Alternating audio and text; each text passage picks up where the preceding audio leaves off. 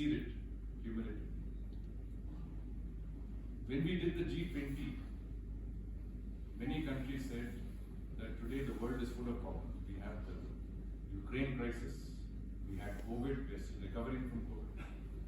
Countries are facing a debt crisis, inflation is hitting the roof, and many countries didn't have money even to pay for essential imports of food, fuel, fertilizers. Now, at that time I was associated with foreign policy. And I will give you a simple example of Ukraine. हमें धेरै मान्छेले भन्यो कि हाम्रो देशमा कि हाम्रो policy pro US र waste हुनु पर्ला किनभने रसियाले अर्को देशमा हमला गर्यो र यो देख्दाखेरि मोरली हामीलाई अब्लिगेसन छ कि हामी यो इस्युमा एउटा प्रो वेस्टर्न स्ट्यान्ड लिनु पर्छ। अरूहरूले भन्यो कि हाम्रो फ्रेन्डशिप रसियासँग धेरै वर्षको छ। Russia has stood by us in difficult times. हामी चाहिँ रसियालाई सपोर्ट गर्छौँ।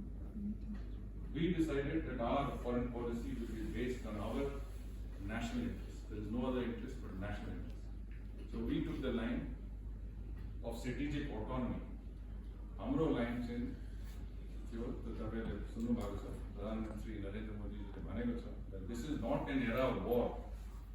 We believe in dialogue and diplomacy. There is a breach of sovereignty and territorial integrity. We have definitely looked at that.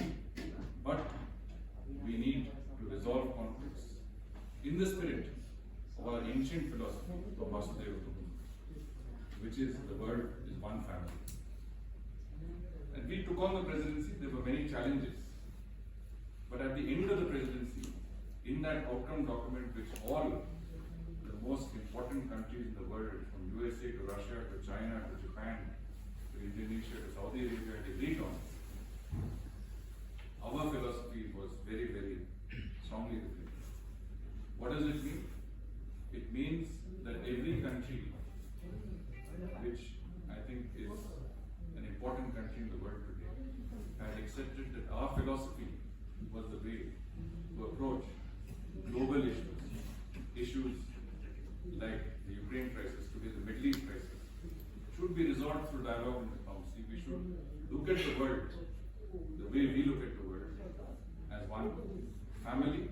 We are one earth, we are one family, we go towards one future. And what are the things that the world is looking to us? Today, financial inclusion and digital public infrastructure in India has empowered the citizens. National Rural Employment Guarantee Scheme, the money that goes to people who work on projects that support the most underprivileged sections of our society, goes directly to their bank. It does not go through middlemen. There are no false, let's say, cases where people are collecting it falsely. They could be, but those are detected. And that, I think, has saved not only the government a lot of time, but the common man has been empowered. India, I don't know, many of you may not remember, none of us had any identity card. Your ration card, your electricity bill was your identity card. Today, everybody has an Aadhaar card. 1.3 billion people have an Aadhaar card. 4 billion people in the world still don't have any identity. There are more than 1 billion people without any bank accounts. In banking the unbankable, we have created 480 billion new bank accounts. That is financial inclusion. 40% of all global digital transactions in the world are accounted only by UPI. Just UPI accounts for 40% of total global digital transactions. Think about it. Where are we and where is the rest of the world? Emphasis on the basic needs of people.